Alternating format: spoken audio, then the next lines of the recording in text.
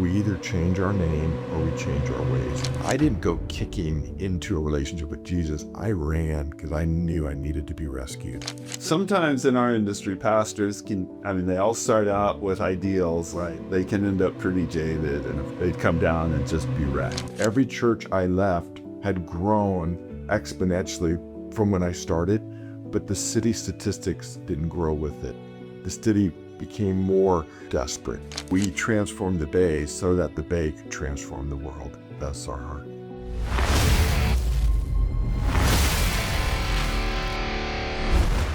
Welcome to the INNOVAT3 Podcast. I'm here with my friend Gary Gaddini. Thank you for joining me. Hey, Ted. And you've been a long-time social entrepreneur in the Bay Area, right? How long you been? Well, I was born at San Francisco. Oh, and wow. so I grew up just, we're in the Presidio right now, grew up in Marin, and, but have been serving in the Bay Area vocationally since 1986. Wow. Okay. Wow. An OG. So you were like 12 at the time, huh? Hardly. Wait, how old were you at 86? 22. Yeah. Oh, okay. So you're a bit older than me. Yeah. I was 16 at 86. Oh, come on. Wow. Yeah. 6 years older than now. Okay. So INNOVAT is at the intersection of innovation and social impact. The Bay Area is known for innovation. But you look at this season, the last 3 decades or so, man, the Bay Area has changed, hasn't it? Sure has. We moved up 97. Okay. Man, it's just changed in that period. Yeah. And we returned to the Bay Area in 97. We did graduate school in Chicago and then came back in 97. So these 3 decades, Silicon Valley, we've generated more wealth than any other region in all of human history. We've created, birthed, technology that's changed the world. I got a supercomputer. Yeah, that's right. I remember when I got my first cell phone too. My wife was pregnant with our first daughter and I needed to be on call. So you and I remember pre-cell phones. Was it like that? No, there was First smartphone. No, my first cell phone. Okay. It was just a little Nokia one. I could text and all that, but it's mainly phones. And I got the smallest one they had. It was pretty small. Yeah. And so that would have been 90, probably 99 or late 98. Yeah, it would have been 99 because she was about to pop and I needed to be on call. Nice. Wow. So anyways, we've changed the world. But during that time, and we fancy ourselves as a city of refuge, progressive in the positive sense of creating a more equitable society. But we haven't done a very good job of it. Homelessness has increased, human trafficking has increased, drug addiction, substance abuse, mental health disorders, suicide, despair. Pretty much every measure of human flourishing other than material wealth has declined. Yeah. And which is actually an interesting juxtaposition when you think of as wealth increases and mental health issues also increase. You would think it would be they'd be opposed to each other or going in different directions. That's not. So we're increasing, we're innovating, we're changing the world, we're changing the way the world interacts, but at the same time, in all these negative indicators, we're at the bottom of the pack or leading, however you frame it, whether it's, I like to reframe that and say that's an opportunity. That we've learned to innovate, and now it's the time for us to innovate on the things that matter most. And I believe we're going to succeed. Yeah. And it's about bringing the community together. So good. And we were just talking before. I came in as a missionary. Oh, wait, let's give a trigger warning. We're going to be talking about faith. We're both faith guys, and we're going to try to just tell human stories. But if we trigger you, we're sorry. Try to look beyond that. Okay. Yeah. But, the magic happens if we can start working together. And, we were working at trying to unite people of faith. You would think we'd be united, but we're not. We're divided. And I know working with the faith community and with pastors and seeing a lot of good results over the years, but never really breaking through. And now TBC, how long has TBC existed? 11 years. 11 years. So Transform Our World, Ed Savoso has been in the Bay Area like 40 years. I guess. So he was one of the real OGs. That's a whole nother story. I'll have to get him on this podcast. Yeah, and we're standing on his shoulders in many ways. And many others. The others. I think that, like Nancy Harden, she actually moved east. She's in North Carolina now. She came here. She's 92. Oh, she came here when she was 18. And been praying our whole time. Haven't really know her and others. Those, we've been standing on their shoulders, and them and many others. That's right. But pastors are united. It's really encouraged. Yeah, they're certainly growing, and they're growing. And I think the desperation of living in, like, it is official, the Bay Area is the most, trigger warning, we're going to talk about faith. It's the most unchurched urban region in America. I literally was on a call coming out here with Boston for another issue, and I said, we like beating Boston, but in this statistic, I'd rather we wouldn't beat you out in being the most unchurched urban center in America. So that creates a desperation, I believe, where kingdom-minded nonprofits, kingdom-minded entrepreneurs working in. When we say kingdom-minded, we mean the people that are willing to go beyond just building their own denomination, their own sect, but want to help collaborate, and particularly are thinking about how do we make the city better. That's it. Sorry. Thank you for clarifying. Yes. I talked to a pastor with whom one of those greats that were standing on their shoulders who said, every church I left had grown exponentially from when I started, but the city statistics didn't grow with it. The city became more, in these social statistics, more desperate. And he said something was wrong about that. And that's what we're trying to endeavor to attempt to bring churches together to solve for issues that no one church can solve for alone. I had Cassandra James on. Interviewed her. She's the we just released that episode. She is from Solano County. Okay. She's a woman of faith. She's a Democrat. Okay. She ran her opponent. So she's the county supervisor for Solano County, representing the district Vallejo's in. And Solano County is the last affordable county in the Bay Area, and Vallejo is one of, have it however you frame it. It's the city is, still affordable. It's also deep challenges. She beat her opponent by who outspent her 2-1 by going to the faith community. Mm-hmm. And she built bridges. She actually got Republicans to endorse her. Wow. And saying, she's beautiful, and what she says, the faith community is the only place where you find everyone. There's doctors there, there's lawyers there, there's policymakers there. And, the faith community can be such a powerful catalyst. Ted, you're singing my song, because if the sleeping giant could wake up and live their faith Monday through Friday, and by that I just mean demonstrate what Jesus talked about. Yeah, okay, the church has been, the Bay Area has been unchurched. What I have said this entire time is it's not what you think. You go to the Bible Belt in Texas, they have a different worldview. They think we're crazy, and I say, yeah, we are.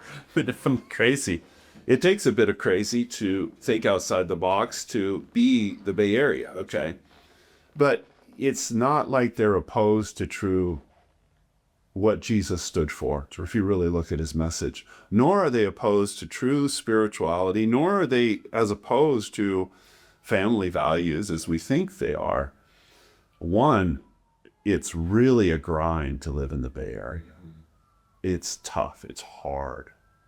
And they don't like religion, which I think is a good thing. I think we need less religion. That's right. Well, define religion, we're on the same page. And to clarify, religion is do this, do more. It's like being on a treadmill that you could never keep up with. That is a grind. And that's what Jesus came to solve for, if I can use that term, but to eradicate. I I think Jesus didn't like religion. He came to say, follow me and let's be in relationship. And following Jesus, as someone said, is spelled not D-O, but D-O-N-E. He did anything that we could never. That's beautiful. I love that. I haven't heard that before. Okay, yeah. Take it. It's not do, he's done it for you. That's right. Yeah, I think we've gotten the message. I think we misrepresented a lot. I mean, having said that, there's beautiful things. I mean, one of my mentors said, I mean, just think about it. You take away, I mean, people of faith volunteer. And if you take away the services that the church, the faith community does, it would bankrupt the nation in trying to pay for them. And they just do them, they're just giving, right. you know. That's right. And they're filled with beautiful people. That's right. But a lot of times we get lost, we lose our way. So tell me more about what you're doing and what's one of the big wins that's encouraged you recently? Yeah, and I would just build on what you said about take Christians out of the social sector and the value they provide. We have found working with county supervisors, working with school districts, with school superintendents, they would rather work with a network of churches. It's a lot easier than work with a church. Because if they work with a church, and I've heard many people say this on the county level, school district level, they get pigeonholed to saying, why are you working with a church? Yeah. As opposed to a network of churches, they love that because together a network can provide different. So that's what you guys are providing. One of the things we're providing. So, Gosh, our friend Adam Peacock's done a great job in that. Yeah. He's the man in that. And so, TBC exists to unify the church for the flourishing of the city. And so I love that. Yeah. Is that on your website? Did that just come out? That's beautiful. No. And so in unifying the church, we don't just mean the church with the steeples and the buildings. We mean kingdom-minded followers of Jesus who may work in nonprofit sectors, who may work Monday through Friday disguised as a plumber or a CEO or something like that. Yeah. The church is Jesus, the collective followers of Jesus together. I've been meditating on that, if there was anything Jesus was against, it was sectarianism. Yes. Everything he did. What do you mean by that? Well, I mean, in John, where it has recorded his last words, he's basically given a lecture to his 12. Be united, be united. If you're going to follow me, be united. Then he's talking about loving one another, love God. Like when they asked him that question, which was a standard question they would ask of a religious teacher at that time, summarize the law in one parable. Love God and love your neighbor. Okay, then he gives, who's my neighbor? Okay, then he gives this, I got this from Nancy Ortberg. She brought this out, and other people have, but he makes the hero of that story the outsider, which was shocking. And he's saying, this is what it is to be your neighbor. You think your neighbors are these, and these people are the other. No, I am including the other. And if you look at the Samaritans, it's quite interesting. They had quite weird beliefs. It was the syncretism of Judaism and just weird stuff. That's right. And throughout, he's confronting sectarianism. Yeah. And then if you add that in, Matthew 25, which is his last, John was his last private discord. Yeah. Matthew 25 is his last public discord, right at the end. Yeah. Okay. Yeah. And he's saying, like a teacher is going to say, this is at the beginning of the class, this is what you'll be graded on. So this is what you have to study, framing everything. He's saying, here's the rubric at the end times, the sheep and the goats, that parable of these are the ones who make it and these are the ones who don't. Right. And what he's saying is that for those who aren't familiar with that, it's the goats, the group that don't make it in, they're surprised. And he says, depart from me, I never knew you. And they said, we prophesied in your name. We had a proper doctrinal statement. We preached. We had your name on our churches and all that. And he says, I never knew you because you were not showing love to the widows, to the orphans, to the imprisoned. Right. And then he says to the other group, welcome in, because you showed love to me when you showed love to the prisoner, the inmate, the widows, the orphans. Okay? The whole point of that is saying anyone can say they believe anything. Talk is cheap, right? Oh, we're both sports guys. Okay, right. Talk is cheap. Everyone likes to talk cheap. That's okay. Right. You can say whatever you want. Can you back it up? That's right. And he's like, I'm watching you, and are you showing love to those who can't repay you? Do you care about the city, or do you only care about your church growth? That's right. Are you promoting an agenda and a doctrine, or are you demonstrating it? Good. Anyways, as I get more orthodox, I get more radical. It's like, okay,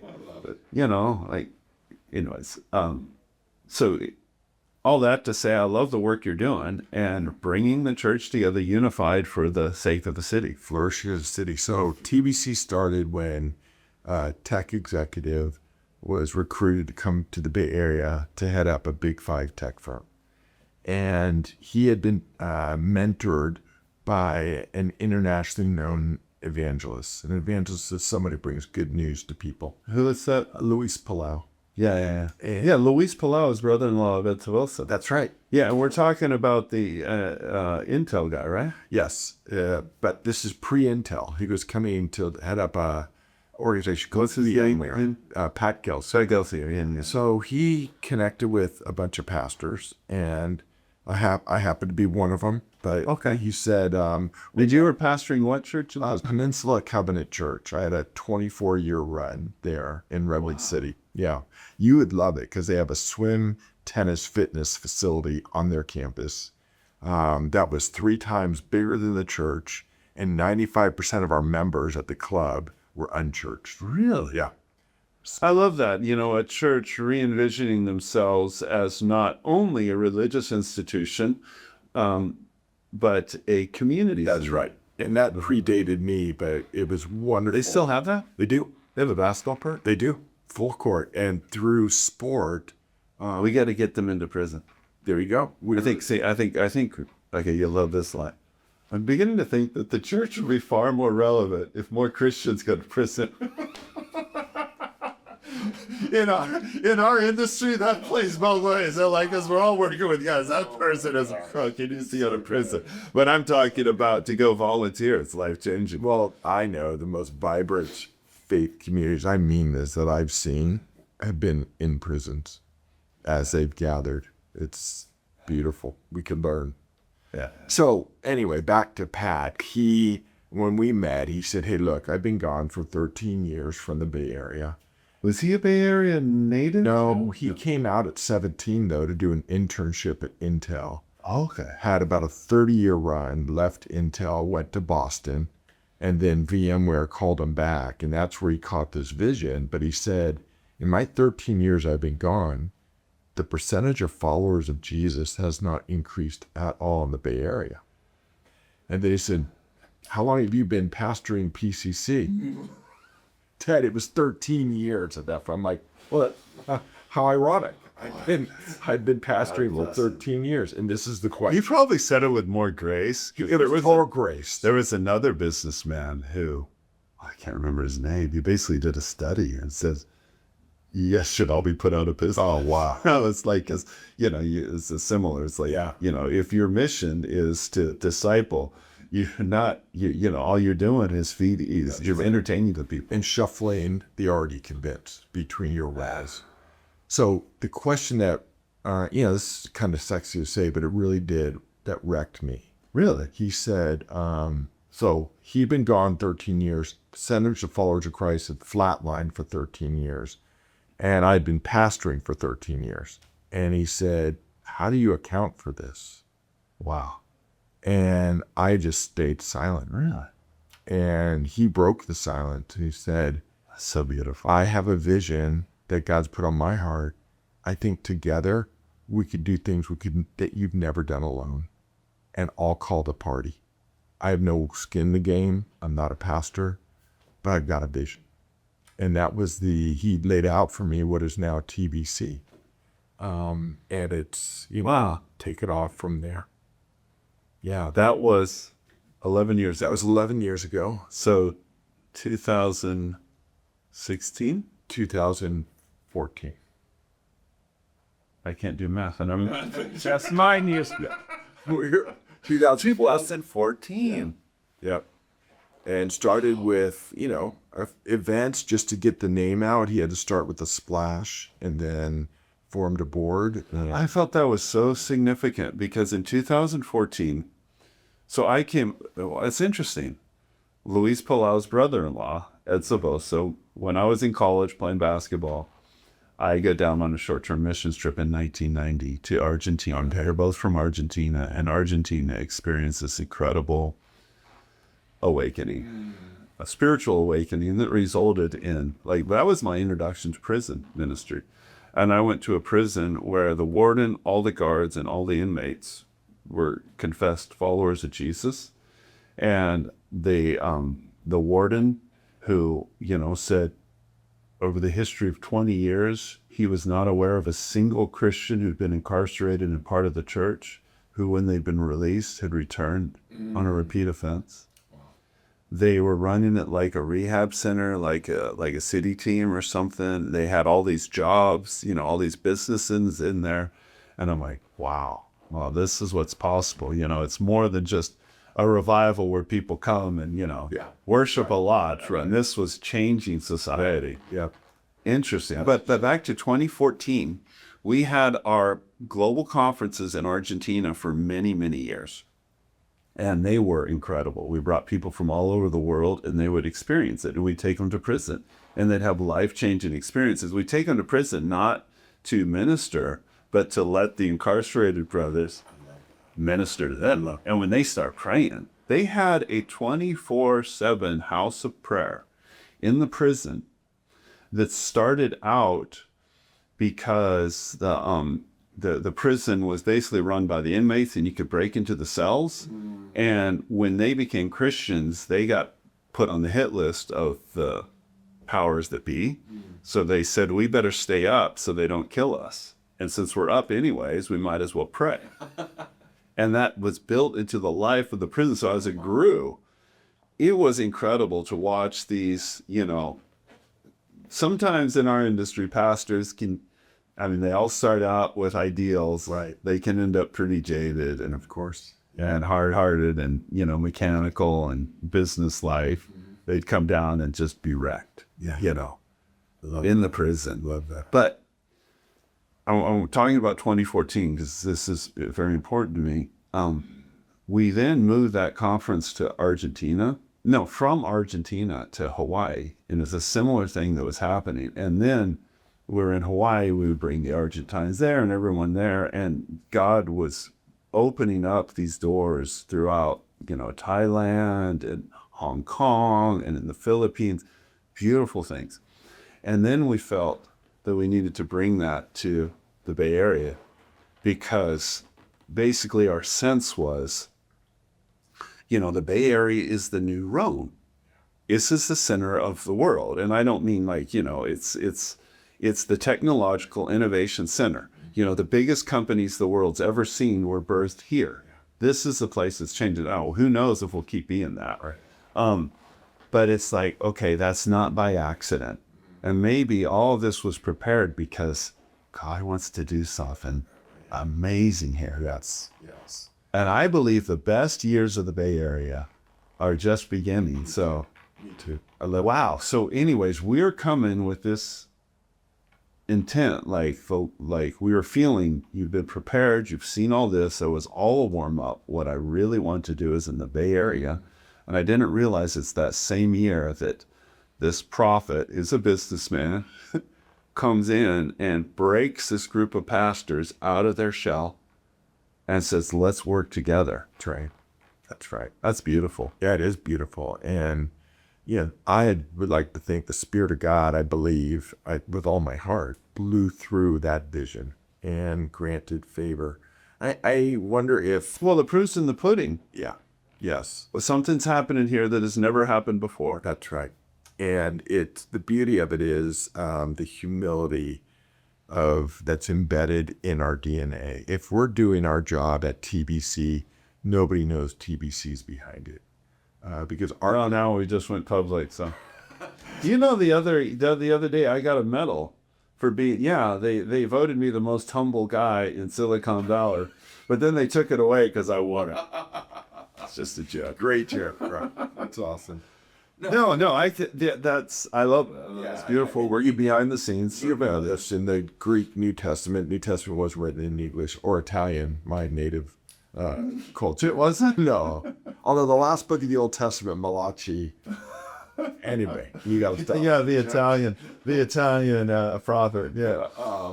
But the Greek word for Holy Spirit, one of them is para, kaleo. Kaleo is the Greek word for called. Para is alongside.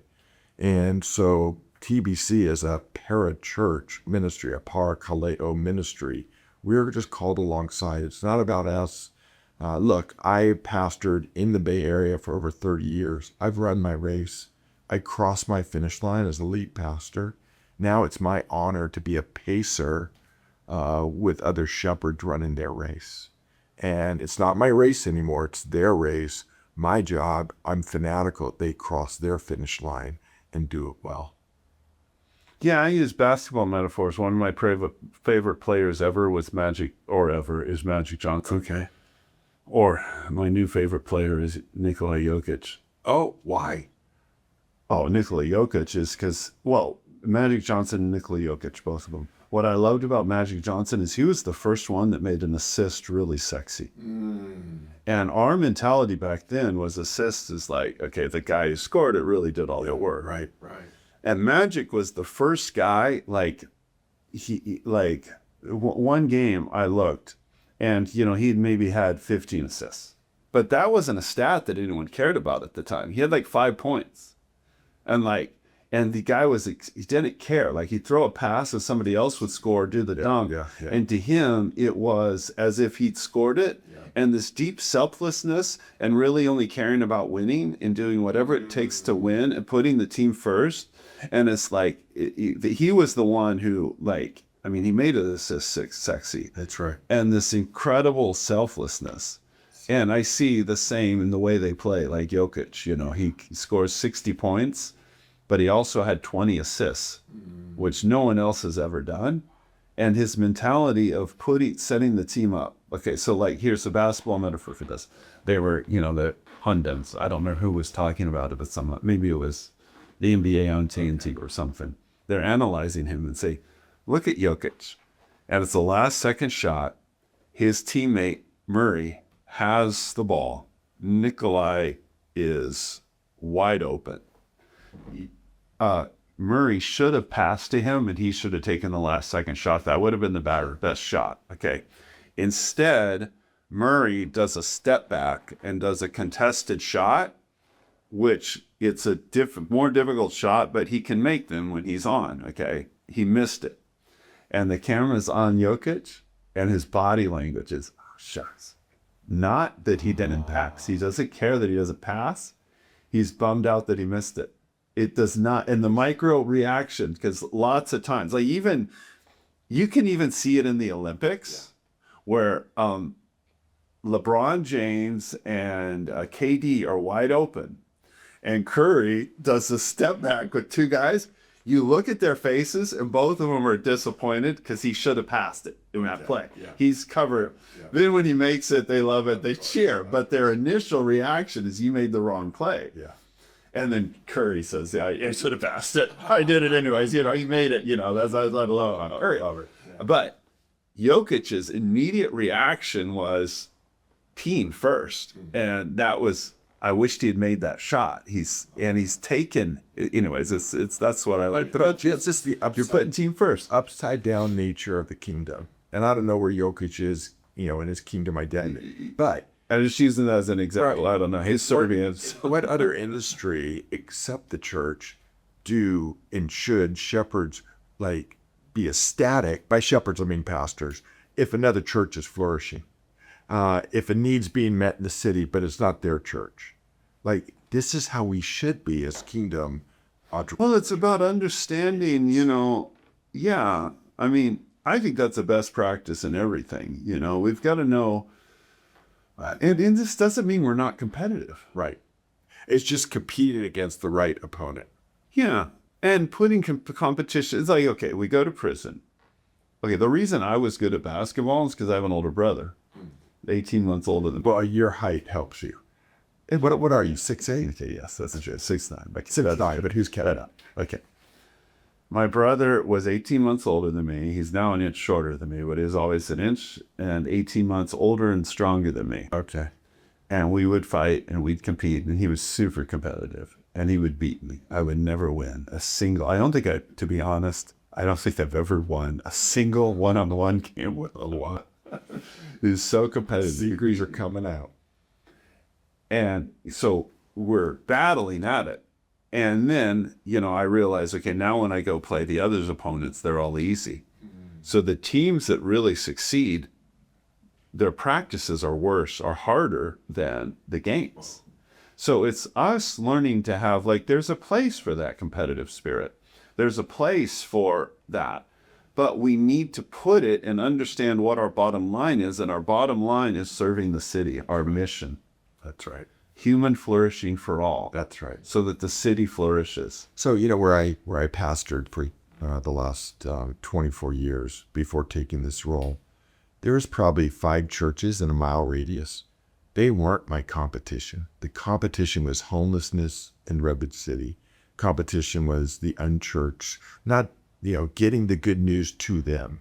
The competition was food depravity in Redwood City, truancy rates in schools. Competition was, we had 10 local grammar schools, and the ones on the flats of Redwood City were way more under-resourced than the ones on the hill, the western. So you saying, did you understand that for the majority of your time pastoring? It was this conversation in 2014. I say it this way, it was almost like a second awakening in my life. Wow. Okay. So that was when you realized, okay, I've been competing against the wrong people. And I was too prideful to say, Grace Church was my competition. I would never say that. But the reality was, until this conversation and my involvement, realizing, wow, we are actually better together. Until, I come back to our board. What's the game we're playing? Exactly. That's it. I come back to our board and say, I need you to give me 10% of my time off this campus so I can build relationships with other pastors. But I want you to pay for it as a board. And they, to their credit, they said, okay, we'll do it.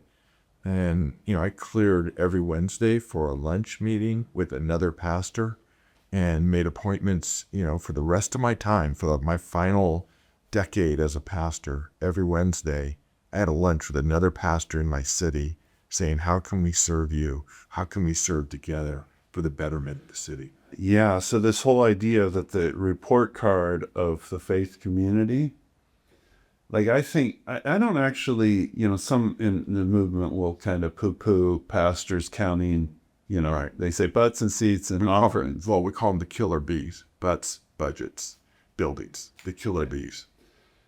I don't know. I mean, I don't think it's wrong to count those. In fact, I think it's very important to count. We had $8 million come through the offering plate every year. We better steward that one. Yeah, and you need to know who's coming, so you make adjustments. Are you resonating with your audience? And you should. And buildings, I really had an epiphany, particularly in the Bay Area, because the churches, particularly the poor churches or the less resourced, the African-American churches that still exist in San Francisco, the founders bought a building. That's by and large, and the churches that are planted, they're not necessarily minority run because it's very, very difficult. So all those things are good things, but we need to see those as KPIs, key performance indicators, or advanced statistics. But it's all we do is have advanced statistics, and we don't even keep score. We don't know what our bottom line is. That's right. It's and our bottom line is the health of the community. That's it. And and you nailed it. And as I started walking into our community and not just meeting in that 10% of my time with, with other pastors, I made appointments with our civic leaders Our mayor at the time wouldn't meet with me in Redwood City. We met in Menlo Park in the back room. Because he didn't want anyone to know he was meeting with the pastor. Our city manager, when I met with him, he cussed me out because he's like, where is the church in our city? You guys, and to his credit, he wasn't a man of faith, but he saw these churches being all about themselves. And was just deeply grieved over that. Some principals wouldn't take a meeting with me. Others would. And my eyes were opened to the needs of our city, to the point where I came back to our board and said, here's the story. We either change our name or we change our ways, because we're not the Peninsula Covenant Church. Wow. We've gone to do things different. So you guys changed your name. No, we did it, but we certainly did change our way. Well, so what'd you change? Tell me when. The first, we asked God to open doors. We held board meetings in 280 Edgewood Park where we could overlook the city and pray for our city.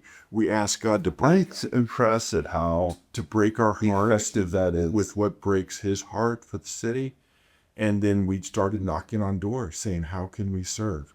The idea of praying, just praying someplace where you can see the city. I know when I went to Argentina, and I'm just on fire, what people of faith can do if they get outside of these four walls of their mentality. And we're taking that out of Jesus' playbook. He went into and I took my cousin up to a place, and it's like looking over the city where you can physically see it. And it's like, oh, wow. It's like, oh, those are the people I'm supposed to be caring about, not just, it also gives you perspective, not just, that's like one of the reasons I keep going to prison, I'm hoping I have an impact there, and I'm sure we are, it's sure super fun, but we get so much out of it, and it gives you perspective. That's right. That's just, we get stuck in our little problems. That's right. And then you hear someone is facing a problem that makes yours look small. That's right. And it gives you perspective. Yeah. And how they're dealing with it, So the Lord, as we did this, opened our eyes and gave us a line to reach people no one's reaching. You got to do things no one's doing. And we started asking God, this is where your innovation comes in. Lord, what can we do that we're not to reach people that we're not?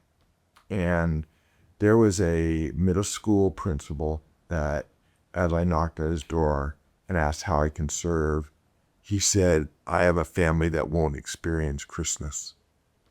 Can you provide Christmas for them? And that was the open door. That was it, just one family. We said, sure, give us a list.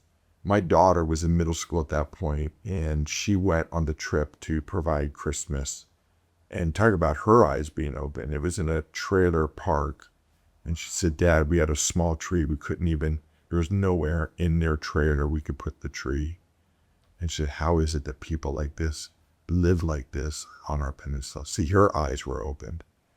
That one family led to a teacher lounge, which led to... A teacher lounge? Yeah. The next thing he said, hey, thank you for doing that. Can you renovate our teacher lounge?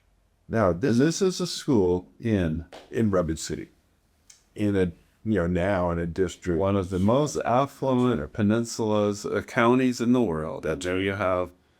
That people don't understand this. Do you know which state of the 52 states in our union has the highest rates of poverty? I don't. Okay, I'll tell you the thing. The true indicator is relative to cost of living. Yeah. It's California. And it's not just Central California where you think of, like where I grew up in the desert, just trailer park, very redneck. It's right here in the Bay Area because you have, yes, you have incredible wealth, but particularly the housing market has driven the cost of living so high. So like in, I think San Mateo County, like there's certain low income housing things that you can qualify for, and you need to you qualify if you're making less than 150,000, which is like anywhere else, but it's actually very true. like they need assistance. It's very difficult, you know. My former boss, our former president, Nancy Ortberg, used to say all poverty is terrible, but perhaps the worst poverty is poverty in the neighborhood of affluence, because those who are impoverished have eyes to see what they're impoverished from. And we just often the twain shall never meet. That's right. Like we drive by. Like how long had you driven by that community? Oh gosh. Well, sadly not. I didn't go into that community enough. It wasn't till there was a need that I went into. But the community's like right near. It's right there. Yeah. And you're living in the same world. Completely unaware. Completely unaware. Yeah. So anyway, I don't need to go down the whole story, but I will tell you the end game is as we, as a church, and it called other churches to step into things like Street Life Ministries, which now has, I think, over 20 churches involved in it. It started with PCC, where just one night a week we would bring pizza to people on the streets. And now it's 5 nights a week, 20 churches involved, feeding people in different communities from Menlo Park to Redwood City, and then offering a ton of other services. They just opened a home, a transitional house. Street life. Yeah. Okay. It's things like that we did. Beautiful days. Beautiful day. We started in San Jose. We latched onto it at. It was Westgate? Westgate started that. Yeah. And in early 2000, we started doing beautiful days. Anyway, long story short, that church, because of our swim tennis fitness club, in 2008, in the recession, the housing recession, when schools had to cut their budget, the first thing they cut was PE.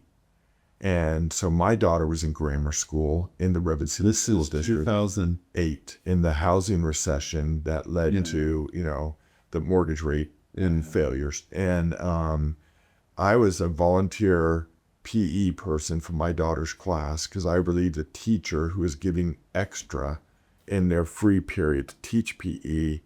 And I thought, this shouldn't be. And so I went to our superintendent and said, we're in the sports business. Can we teach PE on this campus? And of course, there was a lot of fear. And I promised him we don't have ulterior motives. I said we have ultimate motives, but those won't get in the way of what we're trying to do. Anyway, long story short, that church, Peninsula Covenant, is the PE provider in Redwood City still for 10 of the 12 grammar school campuses. When we get a grant from a foundation for $500,000 a year, they have 40 full-time staff that go into and teach PE on the campuses. And that's super intense. Do you use your facility too? Do they have to We'll go to them and on the campus provide PE. And the superintendent loves it because he has a quality experience that he doesn't pay anything for. The foundation pays for it. That's the power of collaboration. If we all work together, I say the magic, if we can get outside of our silos, where we can get the faith community together with the business leaders, with the social service providers who have a unique experience on the ground, bring in the lived experience experts. Like we got to listen to them. That's right. And the policymakers. And if we're all working together, that's when the magic can happen, where we can see our communities I believe, just radically healed and transformed and create, rather than a future that's gentrification. That's right. It's a future that's human flourishing for everyone. And I just think the people of faith should be at the front edge in leading that because of our worldview that every person was made in the image of God. Yeah, I think we should be. I think that's what we should be known for. That's right. I mean, to me, the people who should be on the front end of that is whoever's on the front end of that, Hey, let's support the people that are there, Yeah. But yeah, let's show them what we believe. That's right. So at TBC, back to your original question, we're trying to encourage the shepherds and the nonprofit kingdom-minded people to live into that unity space. We convene, we collaborate, we catalyze for the flourishing of the Bay Area. So, what's next? Anything else you want to talk about? You want to talk about what's going on? I mean, you want to talk about what's happening in Santa Rosa? That's exciting. Yeah, what part? I mean, there's a lot of exciting. Well, tell me something I haven't heard yet. Well, we're working on, because of the fires that took place in Santa Rosa, we're taking that experience as we got involved in the fires and taking the resources from the Bay Area. There's tons of resources here for the whole world. And so when the fires happened this fall in the Palisades and in Malibu and in Pasadena, Altadena, all in the Bay Area, there weren't networks like TBC where the church could be activated.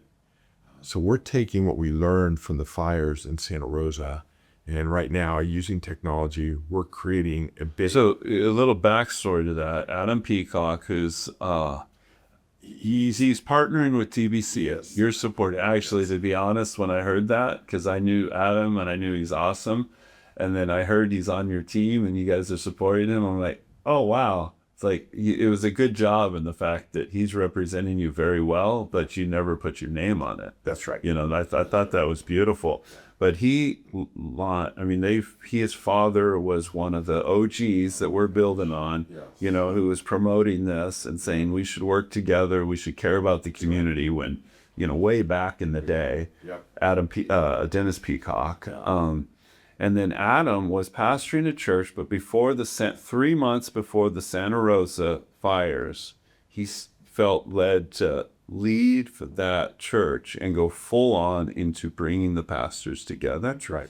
Then when the fires happened, the faith community was able to work together and serve the victims, and they became the primary last mile providers. Those are ones who are actually hands-on. You know, they opened their parking lots to refugees, and it was really, you know, I mean, it's very tragic what happened. That was 2017 that those fires were happening? 16. It's 17 were the fires, or 18, the fires in Santa Cruz. This predated those. I want to say 15, 16 were those fires. So now you're taking that expertise and that best practice. We're creating, and this will launch, Lord willing, in the fall with technology. We'll hand this to the county supervisors, a Bay Area-wide disaster relief plan. So we have identified churches in every county. We serve 11 counties in the Bay Area. As far north, well, people don't know, as far north as Hillsburg, as far south as Salinas, as far east as Benicia. And so with this, when a disaster strikes, it could be the next big earthquake. Benicia? Fires. Wait, Fairfield's further than that. That's sort of the Bay Area. You guys have a group. We go to Dixon, actually. So Dixon's beyond. It's right next to Davis, but that's eastern Solano County. Yeah. But anyway, when this disaster relief plan is set in place, all sitting with technology, when the next disaster hits, we just flip the trigger and churches are activated to be first, to administer to the first responders, to the people who the disaster displaced. I mean, everything, but there's a lot of nuance to a disaster, as you know. Yeah. So we will have this plan in the hands of county supervisors because they're the ones that really are the control agents of a disaster. And hopefully the church will play a huge part in ministering. So, and now you've taken that template and you're helping out LA with the Palisades cars? Yep. And Adam was key to that. And then we used our sister networks in Orange County, a network called Trellis, and then the Long Beach Collective, churches in Long Beach. And through them, they were able to bring relief up into those areas. That's really cool. I love something that Adam said. He said when the fires happened, that the church had been praying for the community. They had already positioned, and they felt, wow, this is going to be the crisis that brings the community back to the church. And then they got corrected, and they felt God spoke back to them and says, no, this is going to be the crisis that brings the church back into the community. That's right. And it's changing that mindset, that we're not here to be served, we're here to serve. And then we can come with that, What a concept. Yeah, yeah. So I love the way Adam put that. And our more mature networks, I'll use that language, of the 52 regional networks we have all over the Bay Area, really are Santa Rosa and Santa Cruz, amongst others, because they've been forged through crisis, through fire. They had to come together. And now they're leading the way for our other networks. Yeah, unity, collaboration is the best practice. Yeah. So, okay. So that's coming out. We're entering into, this is our internal language, but phase 3 of TBC. Phase 1 was our launch that we talked about. Phase 2 is during COVID, where TBC really went behind the scenes and helped support the church in that time and nonprofits. Phase 3 now, there seems to be a momentum that churches are feeling, and we realize, okay, we need to put it into a different gear to help catalyze the church for this moment. We're out of COVID. What do they need now? And in our 3 values, unify, multiply, amplify, there's phase 3 initiatives that aren't public at all, but that we're working behind the scenes like mad to help, fuel the church. Yeah. Yeah, we had the, we were talking about athletes in action and we had the All-Star Breakfast, which was wonderful. Now we have the Super Bowl breakfast. Super Bowl breakfast. And that's come full circle for me, because the head of Athletes in Action Pro Football Ministry, who's running point on the Super Bowl breakfast. Yeah, what's his name? Gorman Anthony. Yeah, I had breakfast with him down the U.S. His wife was leading Kim leading the whole All-Star Moms. Right.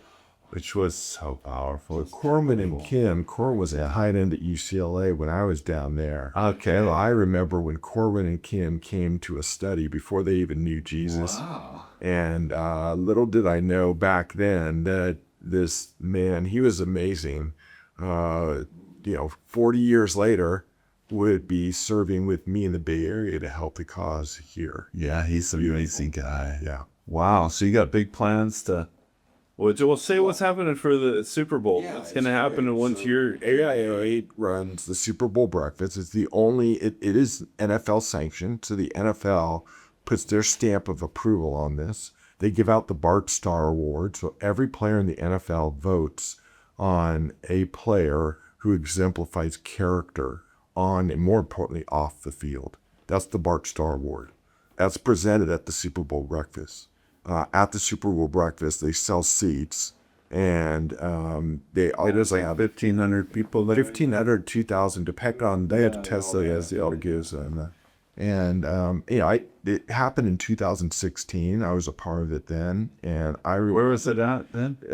It was in the city. I forget which hotel, but Super Bowl has Super Bowl, like the Super Bowl zone, where they have like a Twitter blog. It was the same with the All-Star. Obviously, well, they took over the whole city. San Francisco for Yeah, they do that for this. So, but at that, there is a player or coach, Tony Dungy's done it, other player, Mike Singletary, who shares their story about faith in Christ and why the good news is good news, and gives opportunity for people to step into a relationship with Jesus. It's unbelievable. And so, TBC. Yeah, he also has, I know he was sharing with me that another part of that is they bring an opportunity for like high school young people, particularly from, under-resourced areas, to bring them there and scholarship them, and it could be a life-changing experience for them. Yeah, I think, I love it that, baseball's America's, what's it called? America's pastime. But football's America's passion. And so AIA is leveraging through the Super Bowl breakfast this passion to advance the gospel. Did you know what we did with the All-Star breakfast? So we also had a underground All-Star game inside San Quentin prison? No. Yeah, because they have the breakfast itself, and part of the breakfast they've done is this All-Star Moms thing, and they bring single moms there and just honor them. and have this segment in the program where, Kevin Durant shares when he got the MVP, he shared my mom's the real MVP. Whoa, so powerful. That's awesome. And, so they're honoring the single moms, and they have this banquet afterwards just for them. And it's like an Oprah Winfrey thing where they just shower them with gifts. So they're not only honoring them, they're also honoring the organizations that are helping them. And I thought, that's really cool. Let's do that for the justice involved folks. Let's see if we could get you into prison. So they have an AIA prep squad basketball team that's quite good. They take a gap year after, so they're graduated before they go to college. They take a gap year and they tour the country. We brought them out and they played the San Quentin Warriors. We had the NBA chaplains there. I think Lecrae went there too. So then the warden was involved, the PIO, there's a big show there. And then the next day we had the game, and then the next day we brought in Bobby Jones and had our banquet was Chick-fil-A. Oh, the Arshad brothers loved it. And Bobby Jones just shared stories. It was really, really powerful. Amazing. And maybe we could do something similar. Maybe with the schools. Yeah, maybe we could do something leading up, and get NFL players into as many schools as possible. Like you're talking about those schools in Redwood City. Yes. Well, I'll tell you, in San Francisco, there is a movement. They're called Kingdom Clubs, but they're run by high schoolers. Yeah, and there's 15 of them right now. Somewhere around 500 high schoolers a week are gathering in these 15 schools and getting fired up on Jesus. So it's amazing. I just think, I used to always say, whoever wins the kids wins the city. And we've got to encourage. I'd love to see if we could do something like that and get into the schools. The other thing I was just, obviously we both are dear friends with Vanessa Russell and champions of her. And then, you met Elizabeth Quiros, who I just interviewed, and the Super Bowl has gotten a lot of attention as being the largest human trafficking event, which in a sense it is true, but that's only because large events attract human trafficking, and the Super Bowl is, I think, the largest sporting event. And, but really what's happened now is it's kind of the Super Bowl brings publicity around human trafficking. So it's actually could be an opportunity to educate people and mobilize more resources and awareness than when it be there anyways. Maybe there's some intersection about going into the at-risk schools with an educational component and with NFL players and do something positive. Amazing. Seeing. We can get out in about that. Yeah, we should. I kind of planted some of those seeds when we had breakfast. Nice. Nice. Okay, so here's the question I want to end with. Okay, you get divine favor, things go well for you. What's your big dream? What is it, 5 years? What do you see the Bay Area? Well, let's see. You guys are 11 years old. Where do you see the Bay Area in 11 years? Yeah, so I have to go back to my beginning to get to the end. And I attended Sac State, that I call Shack State now because they're GM Shaquille O'Neal. That's really a cool basketball team. It's amazing. A little time, love that. But I came into a relationship with Jesus through a ministry called Campus Crusade for Christ. And so what were you like before that? Were you raised in a Christian home? I was raised in a religious home, a God-fearing home. Was it? But I did not know Jesus. Catholic or Protestant? Yeah, I grew up, and I'm so thankful for the foundation that the Catholic Church laid for me. And I'm convinced. Were you in church at all? Or every Sunday. Altar boy of the year. My wife was raised Catholic in Portugal, but then you went to church. I wanted to know God, and I'm thankful for the priests and nuns that really laid a foundation for me. Anyway, when I came to Christ my freshman year, what was put before me, and I remember where I was in the student union when my pastor told me about the Great Commission, Matthew 28, that all the world would know. So you've gone from being kind of a Catholic guy that's hungry for God, but hasn't really had a Born again experience to get to this all happened on the same day? No, freshman year Halloween party. So you'd had this born again experience. Yeah, I go to college. I joined a fraternity because I didn't want to miss out. I also started attending Campus Crusade meetings, these weekly meetings. Wow, so you had already. Oh, not as a Christian. Okay. So just as a phenomenal, you're hungry. You know, there's a line of something. Yeah. Okay. And the fraternity certainly didn't provide on a deep soul. But on a Halloween night, I went to a fraternity party, and that was my night where Jesus just said, "Time to come home." And really, so it's no one talking to you. Just I had that laid. I heard the gospel multiple times in those weekly meetings. What happened on Halloween night? I got scared of my sin. I saw what was going on at this 1,000 people. I saw my own morality level drop. Where I was doing things I said I would never do. Interesting. And I got scared of my sin. And then all those Bible verses that I'd been exposed to from my upbringing came back. I left the party and said... So you saw it and you saw the trajectory and you also realized, I don't have the strength to resist this. That's right. And so you're 18, 19, 17. You're in college at 17? Yeah, my parents put me in school early. So now fast forward. That is similar. That was October 31st. It's December, early December, and I'm sitting with the guy that we use the term discipling me, pouring it. Okay, so this had happened on Halloween, which is October 31st. Okay. And now we're early December. I'm meeting weekly within a month to ground me my faith. So then you're now taking it serious. Where's this to get in? And literally, as you know, when Jesus steps into your life, he comes in with gifts. He gave me the gift of evangelism. So that was a Friday night, Halloween night. Monday, I'm in my fraternity, 100 years. You're telling everyone else about it. I stopped the meeting. And I go, guys, something happened to me this weekend. And it has to do with Jesus. It's not what you think. It's so much better. I want that for every one of you. How did they receive it? Mocked me. But then I had about 5 guys come up to me and go, I want what you got. Yeah. And that was the genesis of a Bible study that kept growing. So in December, I'm meeting with my pastor who's mentoring me with Campus Crusade. And I say, hey, where's the end game on this thing? Where are we going with this?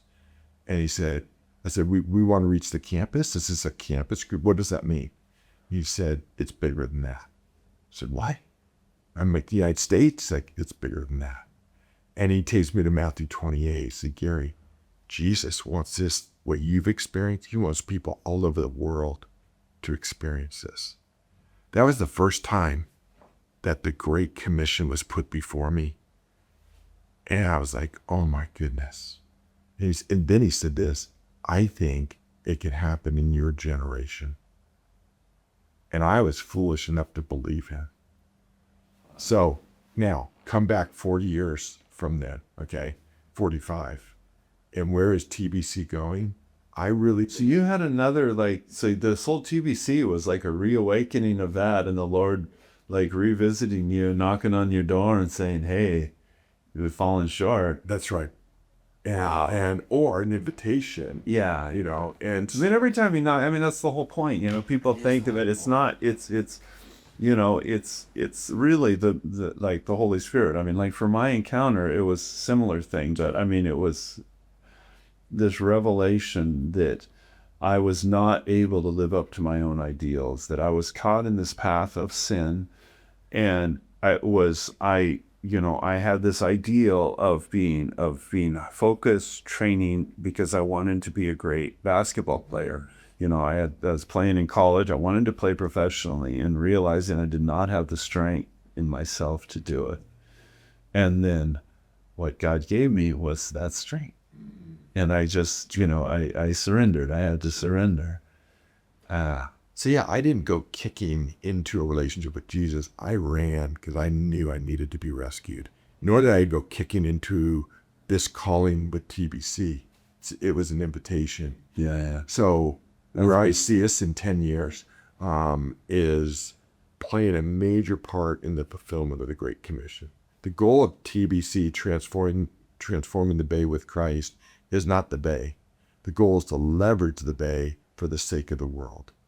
And I believe there are enough technological resources, financial resources, human resources here in the Bay Area, academic resources. We have some of the greatest universities in the world here in the Bay Area. We have some of the greatest universities. We have some of the greatest schools. Yeah. And you can throw a rock from those schools. I mean, maybe if you're professional, whatever. Within that same community, there's some of the worst schools. Yeah, that's right. It's heartbreaking and it's screwed up and it's wrong. And it's like, and we also have these very, very high ideals. I mean, Mark Twain talks about it, about these high ideals, about how we're just so merciful. We're going to help everybody. But I think we have to have a sober realization, wherever it comes from, whatever your background is, it's like, we're not performing up to our ideals. Right. That we've got to do better. So we transform the Bay so that the Bay could transform the world. That's our heart. No, I believe it. I love it. I mean, I'm from Southern California. I met my wife in Portugal. We just came up here because we were invited and we were, ideal enough to go for it. Mm-hmm. But now this place has become our home. Mm-hmm. And, it's hard. It's hard working in the nonprofit space in the Bay Area. Yeah. But I've always had, this deep sense that, this is the Bay Area. This is Silicon Valley.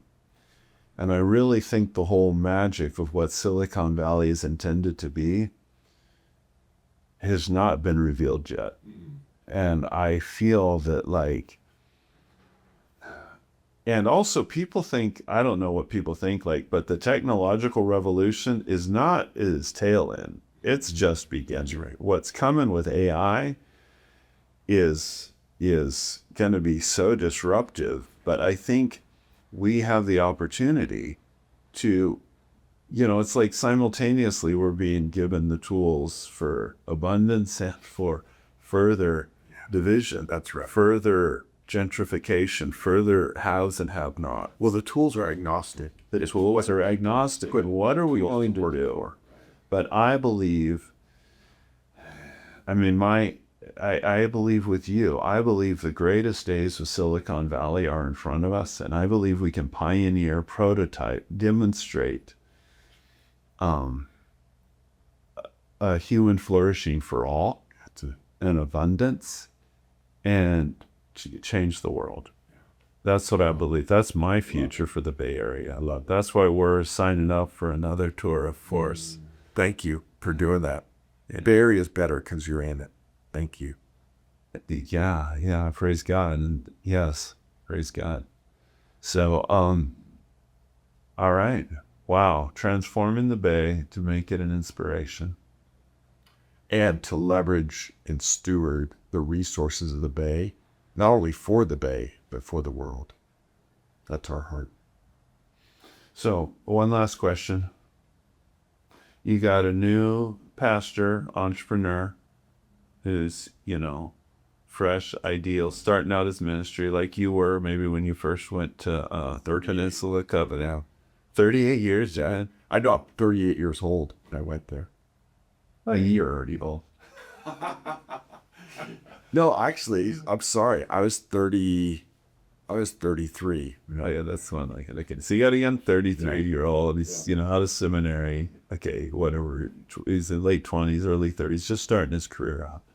What do you want to say to him? In the Bay Area? Sure, in the Bay Area. I want to say you are coming into, Lord willing, the most interconnected kingdom ecosystem in the whole country. You are not coming here alone. You are coming to fight a good fight. And like any call of God, it will be richer than you ever dreamed, and it will cost more than you ever imagined. Wow. But in Christ, if you rest in Christ, in community, in your calling, I'm a good pastor. See what I just did there? Transliterated it. In Christ, in community, in your calling. Just apply like Eminem making up a rap. Okay. You should see my dance moves. But I will say this: in Christ, in community, in your calling, you have what it takes.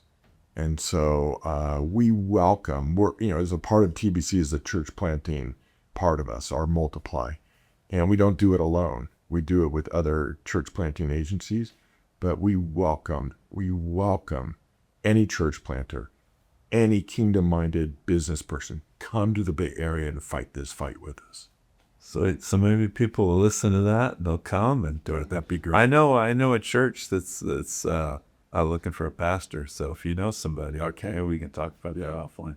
All right. Well, thank you so much. And thank you so much for listening. Thank you for your attention, and thank you for all the work you do. Listen, how do people find you? Well, let me just say, I'm more fired up now than the start of this conversation. That's when I know it's a God thing. When you Me too. you can find us at tbc.city. That's our website. And they can get to me through that if they want to. All right. Cool. Well, thank you so much. God bless you, Ted Hahs. God bless you. Keep up the good work. Thanks. All right. Awesome.